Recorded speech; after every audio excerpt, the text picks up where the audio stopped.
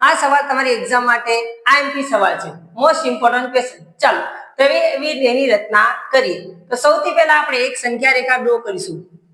જોવાય છે? સૌથી પહેલા આપણે શું કરીશું? એક સંખ્યા રેખા ડ્રો કરીશું. સંખ્યા રેખાના સ્ટાર્ટિંગ યાની ઓ નામ આપીએ. હવે ઓ થી એ બિંદુ સુધીનો આપણે 2 એકમ જેટલું અંતર લઈશું. કેટલા એકમ સુધી? 2 એકમ સુધીનું અંતર લઈએ. હવે એ પરથી એક લંબ રેખા ડ્રો કરીશું જેનું અંતર હશે 1 એકમ. એને નામ આપીશું બી.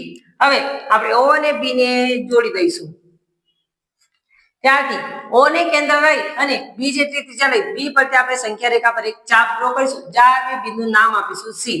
આ બિંદુ બીજું કઈ નથી, એ વર્ગમૂળમાં 5 નું નિરૂપણ કરે છે. સી બિંદુ બીજું કઈ નથી પણ શું કરે છે? વર્ગમૂળમાં 5 નું નિરૂપણ કરે છે. ચાલો હવે આ વસ્તુની આપણે સાબિતી કરી. હવે આપણે પાયથાગોરસનો નિયમ બની ગયા હતા. પાયથાગોરસનો નિયમ શું કે કાટકોણ ત્રિકોણમાં કર્ણનો વર્ગ એ કાટખૂણો બનાવતી એક બાજુ અને કાટખૂણો બનાવતી બીજી બાજુના વર્ગોનો સરવાળો બરાબર થાય છે. ફરીથી કહું છું, પાયથાગોરસનો નિયમ શું કહે છે કે કર્ણનો વર્ગ એ કાટખૂણો બનાવતી એક બાજુ અને કાટખૂણો બનાવતી બીજી બાજુના વર્ગોનો સરવાળો જેટલો થાય છે. ચાલો તો આપણે આ ત્રિકોણમાં ઓ એ બી માં ખૂણો એ શું છે? કાટખૂણો છે. માટે અહીં પાયથાગોરસનો નિયમ લગાવતા. ચાલો પાગોસી મુજબ કરીએ. પાયથાગોરસના નિયમ અનુસાર શું થશે? OB નો વર્ગ બરાબર OA નો વર્ગ વત્તા AB નો વર્ગ. ચાલો તો આપણે OA કેટલા લીધેલા?